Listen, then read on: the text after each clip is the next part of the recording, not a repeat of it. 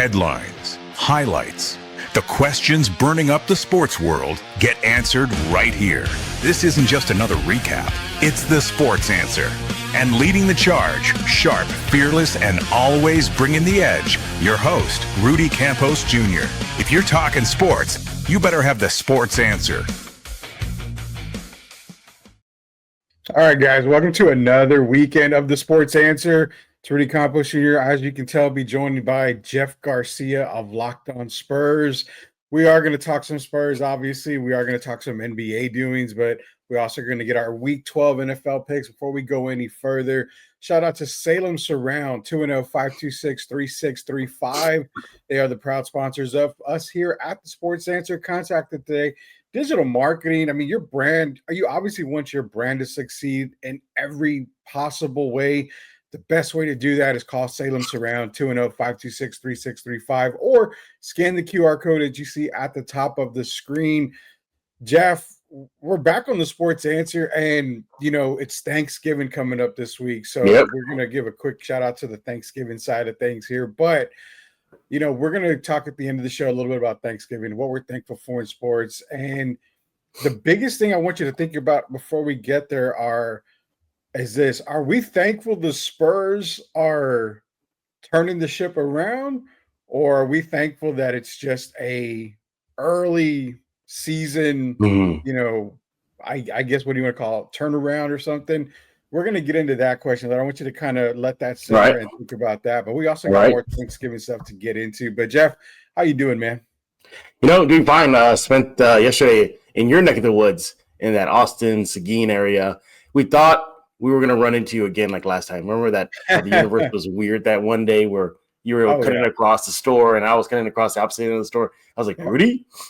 Yeah, it was like that Spider-Man moment that you see in the memes where it was just like I was pointing to you, you were pointing to me. It's like, yeah, that is Jeff. Hey, it is Rudy. Yeah. So but, it was great. You know, I went to Austin and I went to Holocron, the largest Star Wars toy collectible in Texas. So I could have gone. It's a store. It's a freaking store. And you walk in and they greet you with the hello there that Obi-Wan Ewan McGregor does. Yeah. And it's a massive warehouse. It's like a big warehouse of Star Wars toys. Now it's a little bit more modern toys. Yeah. So, but they did have a section of the 80s, 70s area, and those prices they're only Rudy Campos can afford those prices. There was a replica Han Solo gun. I wanted it, you know, and then I look and it says display only. I went, darn it. Man, you had the was it the black card that all the rich people had? Man, let me tell you, I could have gone wild in there, but I didn't. I only got 3 Black Series figures and 1 loose figure, and that was it. And I walked away. I was good. My credit card and my bank account were like, thank goodness he left. Man. Yeah. You know, it's funny you mentioned the toys. I had to do some, I guess it's fall cleaning. One of my closets has a bunch of stuff, and I found it's crazy. I might show it on a special episode of the Sports Answer where we kind of do a toy edition, sports and toys, because you know there's a lot of guys out there. You know, who was it? Was it not LaMarcus? Victor Wembanyama collects Legos. I mean, there's a lot of different guys. Blake Wesley does too. Blake Wesley's another one.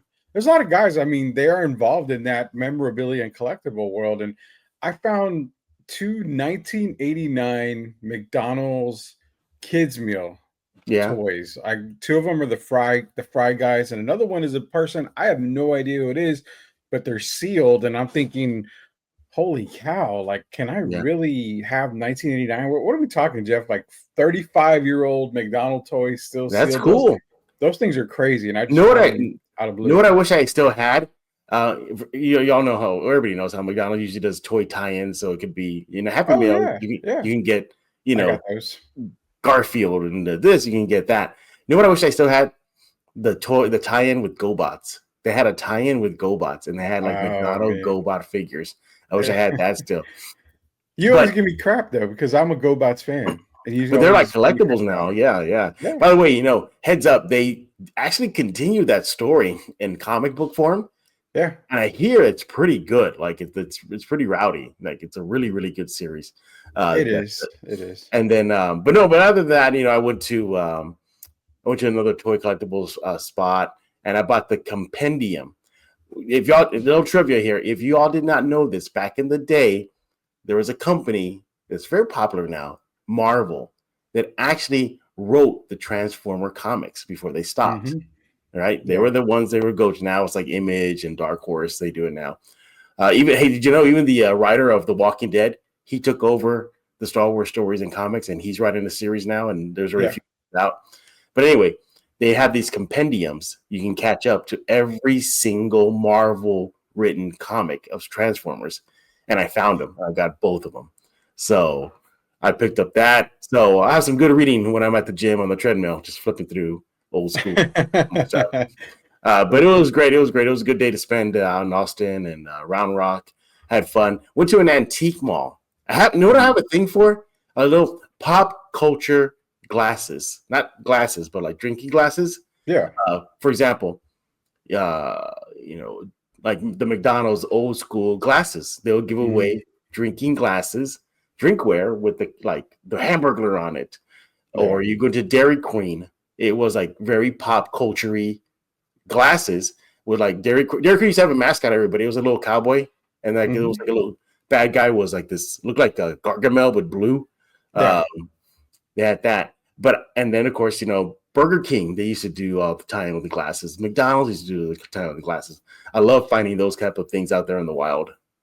Man, nobody knew about. I didn't know about that. I knew you liked the toys part, but I didn't know about the glasses part. Yeah, I don't have that many. I have like a few, like maybe like a G.I. Joe one, and then I picked up two yesterday, the Dairy Queen one, and then the Hamburglar one. Man, see, I think my wife loves to collect glasses, and I think she's got a few somewhere laying around. So if I find them, I'm gonna say, you know what, let me snap a picture and send it to Jeff, man. So yeah, I like the pop culture vibes, the memories that it brings back. Oh yeah, same here. And that's what we're talking about. We're talking pop culture, we're talking, memorabilia, and that's the thing too. If you want to get, us hyped up and everybody else hyped up when it comes to your business at Salem Surround, 210-526-3635. Click that QR code up there or scan it. That way you can go to the website. In case you can't, the website is www.salemsurround.com/San Antonio. Contact them today. So that way you can get your business hyped up like Jeff and I are hyped up when it comes to the collectible world. Jeff, the world of the NBA was very sad yesterday with the passing of one of its fellow Brotherhood players, but also the week also provided, another sad moment, but again, it could be a happy moment because it's a certain retirement. We're going to get into both of those right now. This is some NBA talk here. First things first, as we bring up, as you can see, the sudden passing of Rodney Rogers yesterday. Now, again, Rodney Rogers, to most NBA fans that just follow the game, who know their stars like Steph Curry, Giannis, and that, they're not going to really know who Rodney Rogers was. But Rodney Rogers was a six-man, played from 1993 to about 2005, so about a 12-year career right there. Didn't have a motorcycle accident that, towards the end of his career or after his career, did pass away, but six-man of the year. One of the guys in the NBA who was just a consistent player. He was one of the nice guys in the league. I was not covering the NBA media like I am now, but I had the pleasure of meeting Rodney Rogers when he was a member of the Phoenix Suns back in 2000. As a fan, I ran into him. Very humble guy, very great guy. One of the good players that you always wanted to see growing up. Like I said, very steady. Came out of Wake Forest. Obviously, everybody knows about Tim Duncan, but again, the little bit, if you have any background on Rodney Rogers, it is a sad day here in the NBA world. Rodney Rogers did pass away yesterday. Yeah, I read the obituary, and his wife also and family released an obituary as well via the Players Association. And it's apparently he died of natural causes, so I'm glad that they cut off any rumors there. It was natural causes. Apparently, it was an ATV motorcycle accident that got him. Yeah, and that he'd been battling with that situation since, and that he has like a lot of kids he leaves behind. I'm pretty sure they're saddened. And I remember Rodney as a guy that I wanted to be a Spur for a long time. Like, Yeah. there was never a chance for him to be a Spur. He was great. I think he would have been great next to Robinson, Sean Elliott, and TC, Terry Cummings. Around that time, he was just a role player. He knew his role, and he did it effectively. So he was a solid player in the NBA. I forgot that he was a sixth man of the year. That's right. Yeah, I saw the picture right now. I was like, oh, that's right. Yeah. He was a sixth man. So, and that was the Suns team that had KJ, right? Kevin Johnson was on there. You know what? No, because he played in Phoenix between 99 and 2000. So okay. So that was where Richard Dumas. Richard Dumas was on that. Oh man, you know what? I want to say I got to go back on that. I want to say Richard Dumas was around that time, but at the same time, I think that was the year. Man, wasn't that the year that was prior to Steve Nash, or was that during Steve Nash? That was Stephon Marbury. Yeah, those years. Stephon Marbury. I want to say Amari Stoudemire. Yeah. That was around those time for Phoenix for Rodney Rogers. But, it's crazy when we think about it, because you mentioned guys that you always wanted to be a Spur. Rodney Rogers definitely was a guy I always wanted to see in the silver and black. They even brings up another guy who's still with us. I always wanted to see Latrell Sprewell as a San Antonio Spur. He even made the comment about, I would like to go play with my guy down there, in San Antonio, talking about Greg Popovich. Latrell Sprewell was one guy that I thought, man, if he could don the silver and black, I couldn't even imagine the success that the Spurs would have at the time. But you're right, man. Rodney Rogers was a guy that I think, a lot of NBA fans who followed the game and who had loved the game would have been a massive fan of. Again, Rodney Rogers did pass away yesterday. So we're going to get into some other news as well. Chris Paul announced his retirement, and that's what I mentioned. I mentioned that, it's kind of another sad, but also somewhat happy. You see the end is near right here.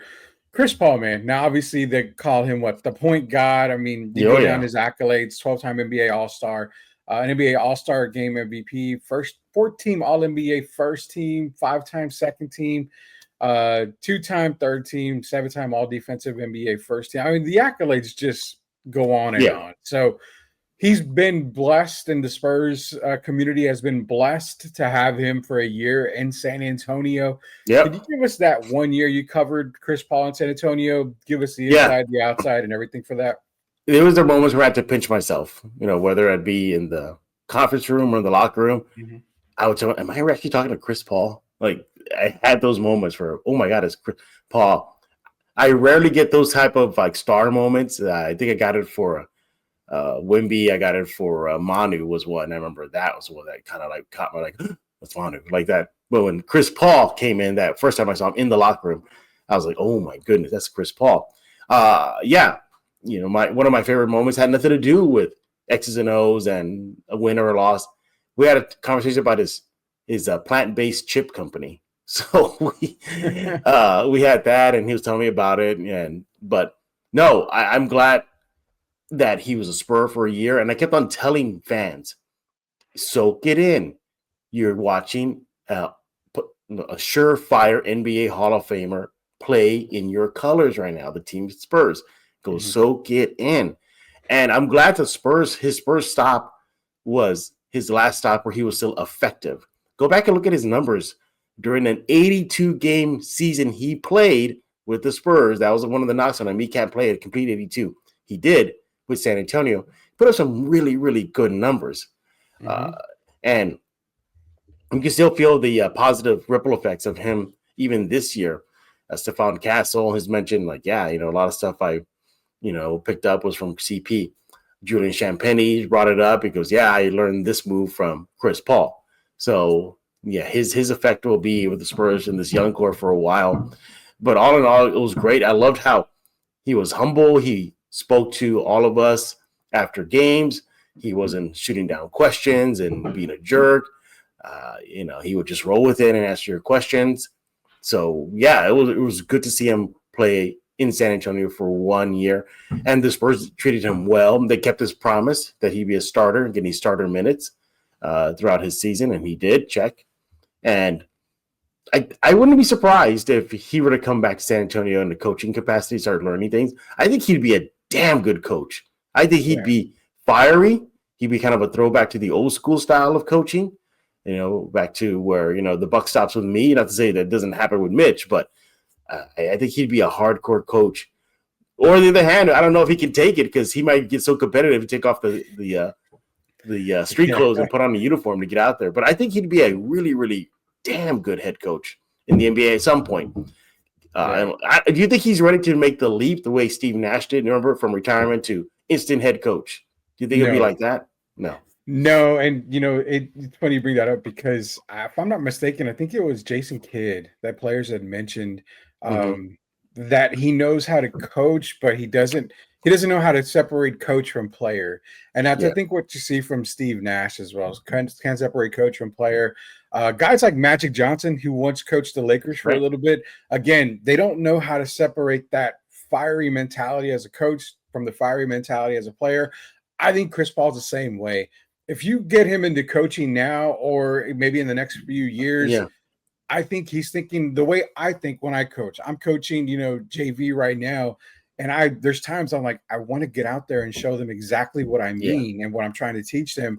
And I think that's the same way some of these players are. You kind of got to let them, rest for a while and then maybe just go through the points of maybe like a Rashard Lewis, as you see at Corliss Williamson, Chauncey Billups, a lot of these guys that have been able to come through the rankings as coaches, been assistant coaches for a long time, been advisors for a long time, and then kind of work their way into that head coaching spot. As much of a great coach as I think Chris Paul would be, I think he needs to learn to separate that fire mentality as a player from the fire mentality as a head coach. And I think, think about it, some of the best coaches in the NBA, Greg Popovich, played the game, but was a mentor or assistant for so many years. Phil Jackson, was a great player, but, he was able to work his way up the tracks. Eric Spoelstra, a lot of these guys have worked their way up. I think if you've given a player that just say, hey, you're the head coach, a la Steve Nash, a la JJ Redick, somebody like that, throwing them to the fire, I think it does more harm than it does anything. Let them work their way up. Do you think Redick is doing okay considering he went from retirement straight to head coaching? I'm not going to lie. I've never seen JJ Redick as a head coach, let alone even an assistant coach. Didn't think he had it, in him. He's obviously doing okay with the Lakers, but it's times like that where you just given the opportunity because a player wanted you in that position. To me, that seems more, and I'm not calling him any names or anything. It just seems like he has less control of the team if it's a position like that.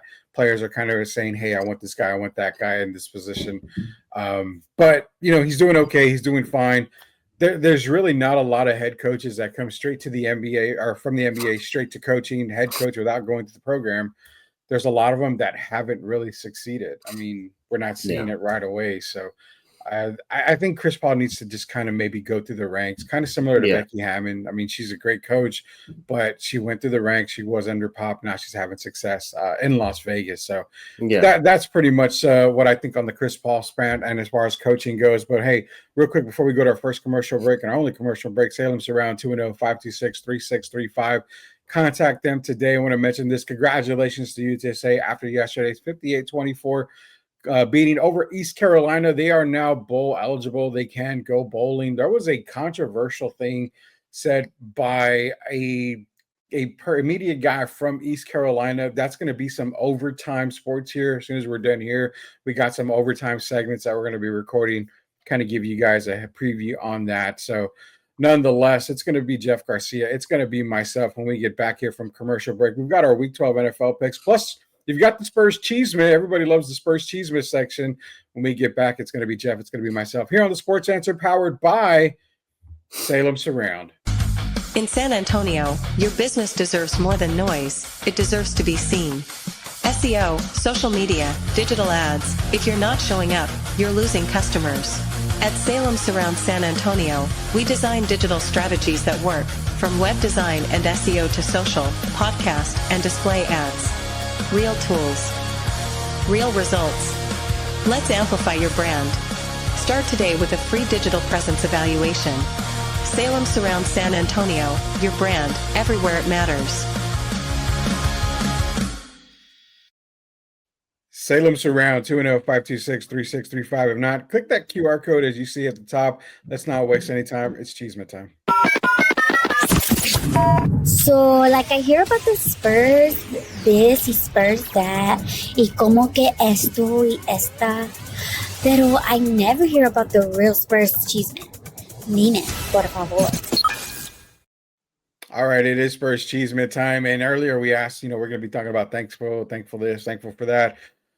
Let's bring up the Western Conference standings, Jeff. You see the Spurs are 11-4. Now, the biggest question on the Cheeseman side and one of the sports questions we had are, hey, going into this Thanksgiving season that we've got, are we thankful that the Spurs have made a quick turnaround and are now a top 4 team in the West? Or are we thankful that their schedule was easy enough to get them going and hopefully it continues the right way?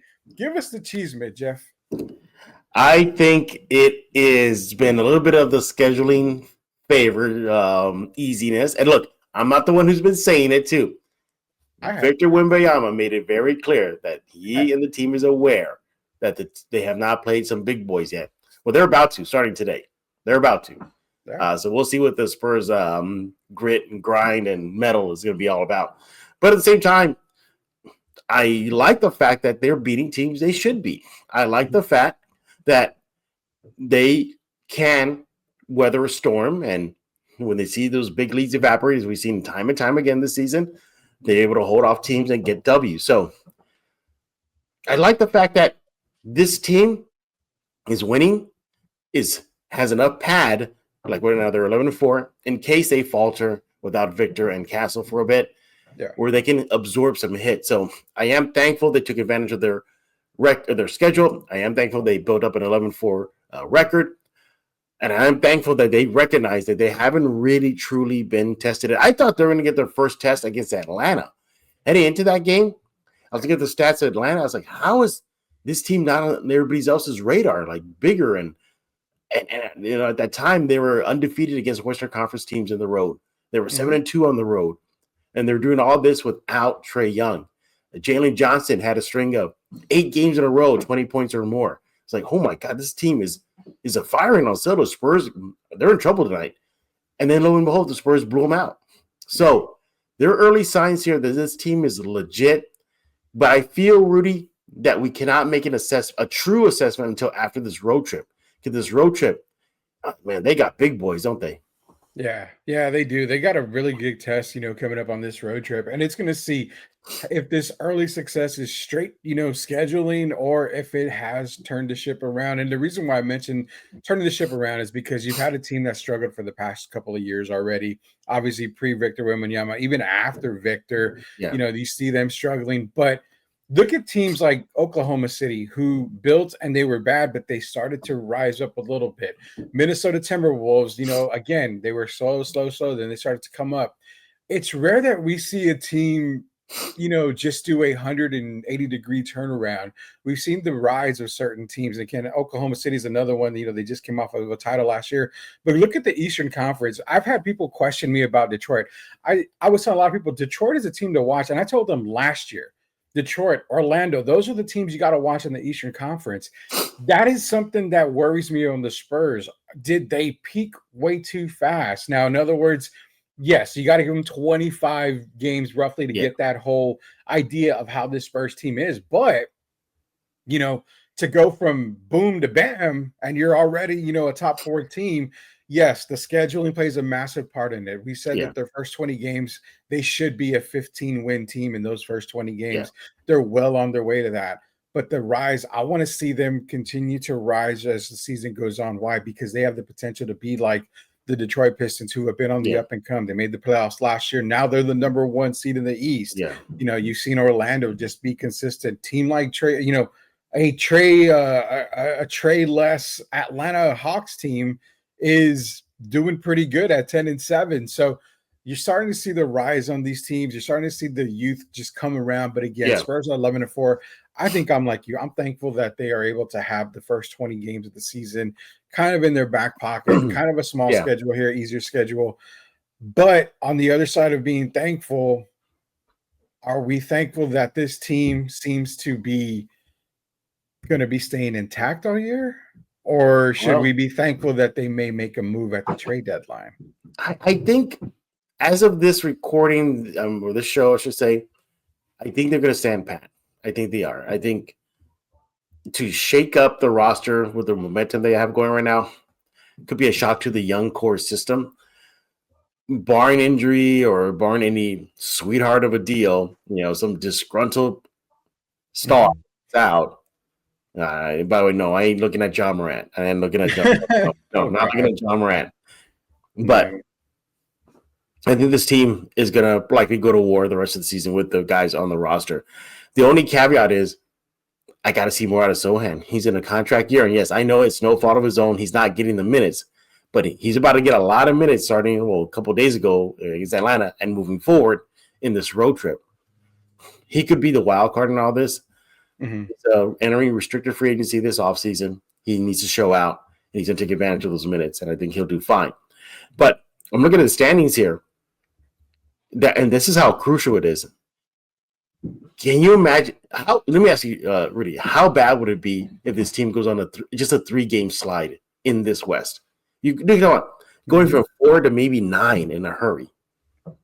It's very possible. I mean, I could definitely see them for, 3-game skid, put them at 11-7. I mean, you're probably going to hit about the 8th seed, maybe the 9th seed, like you said, on that skid, putting them in the play-in tournament. And again, in the Western Conference, as close as it is from 1 to 9, I mean, not even 1 to 9, I'm sorry, 2 to 9. Anything could happen on any given night. You could see a team just start surging. We've seen the team like the Utah Jazz, they could go on a roll. They've got a pretty decent team. Memphis, I think, is going to be struggling a lot more, but could they drop to 9 potentially after maybe a 3-game skid? It's very likely. I mean, the chances of that happening, I think, are relatively slim. What's crazy is that the Spurs, if they haven't really had too many bad losses in those 4 losses. I mean, they've been close. They lost, to 2 to the Lakers. Again, they lost to the Warriors in a really close game. So that's, to me, the signs of maturity and growth is that they're not seeing these blowout losses. They're seeing losses that are close. They're in games. That's where it builds winning environment because now, in those close games, what do we have to do? I don't think a 3-game slide would be too bad for this team. And actually, you kind of mentioned on Lockdown before, something like that might be beneficial and be a bonus for them. Yeah, I think because what I teach my kids and what other coaches teach them is you have to learn to lose before you can win. They really haven't had their backs up against the wall too much this season. Couple of losses in a row, and they bounce right back, and they look like world beaters again. So I think a 3-game loss, a 3-game skid may drive a little bit of fire. Do I see it happening? I don't think so. I don't think I see a 3-game skid happening for them anytime soon. That's just me, to be honest. And the good thing about it is that they've been able to, at most, have a 2-game slide. That's it. And they'll be able to bounce back pretty easy. But this this current road trip they're on right now is going to show us a lot about this team. The only thing, though, is that we have no choice. We have to use the excuse of no Wemby, no Castle. Let's say they go to Denver and they get just curb stomped. I mean, it's not even a game. Which is expected. I'm not going to lie. That's kind of expected. Even with Wemby and Castle? No, it's different with Wemby and Castle. But if you've got a Spurs team going into Denver without Wemby and Castle, I kind of expect Denver to have their way with them. But again, it's that mentality of we still don't know truly how good this Spurs team is. So they could surprise everybody if they go into Denver and say they lose by 4 or 5. Right. I mean, that's a good thing. Now I think about it too. Again, the Fox-Wemby pairing chemistry period is delayed again. It keeps on getting delayed. So that still needs to blossom. Fox even said it himself that when he came back from the finger injury, that one of his things was that he didn't want to disrupt chemistry, and he felt that he had to hold back a bit. So I think this chance for him to really shine in the days without Wemby would be good for him. My thing, though, Rudy, is do you think we'll ever see this season a fully or close to 100% healthy team? I think we will, but I'm just afraid that these injuries are gonna, and if they pick up some losses, it may hurt them. Right now, they're a top 4 team.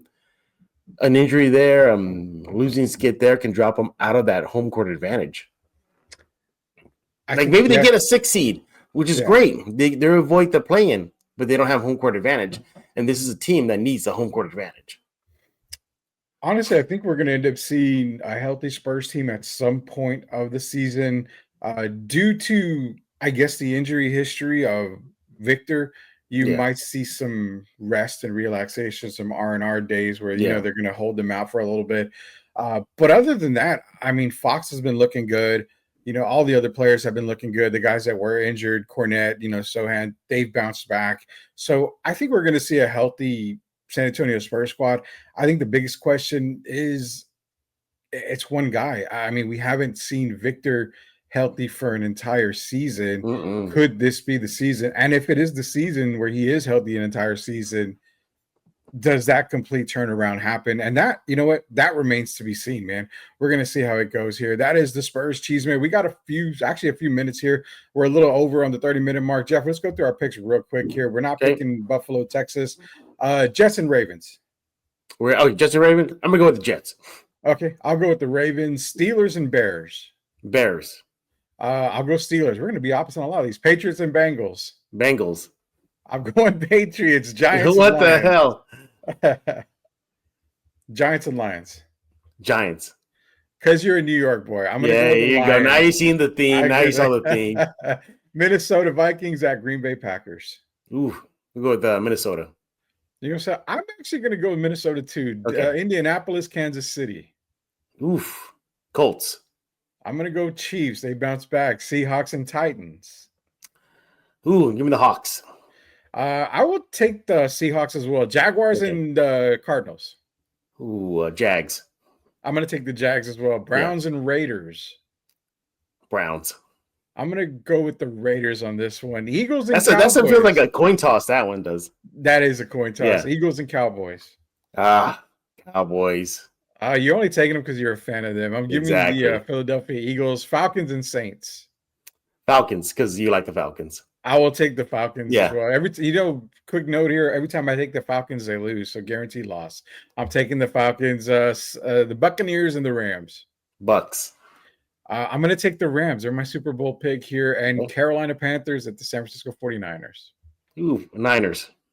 I'm going to go with the Niners as well. Those are our Week 12 NFL picks. Jeff, I appreciate you joining us here on the Sports Answer.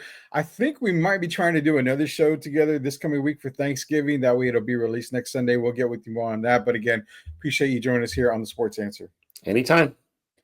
Appreciate Jeff Garcia. Catch him on Locked On Spurs. I'm on there from time to time. It's the best Spurs coverage around in San Antonio. And Rudy might be again sometime this week. So heads up on that.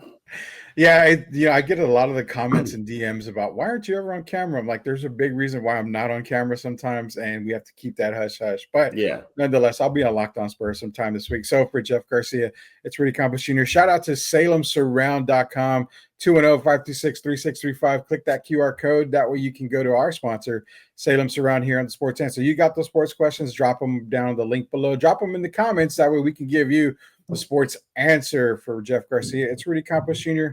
We'll see you later, guys. You've been listening to The Sports Answer with Rudy Campos Jr. Today's show was brought to you by Salem Surround San Antonio, helping local businesses grow with digital strategies that work. Visit salemsurround.com/San Antonio to learn more. We'll see you next time on The Sports Answer.